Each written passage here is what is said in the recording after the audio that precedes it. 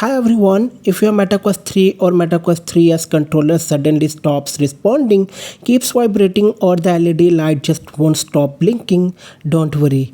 There's a simple fix that usually solves the problem.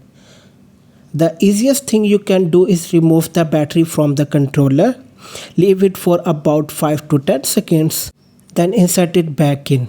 Once you do that, the controller will restart automatically. In many cases, this fixes issues like continuous vibration, blinking lights, or a controller that's completely frozen.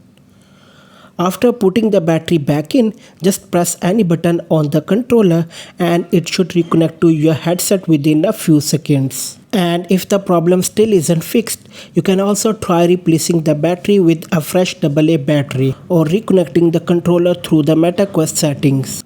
So before you think your controller is broken, give this quick restart method a try. It only takes a few seconds and can save you a lot of frustration.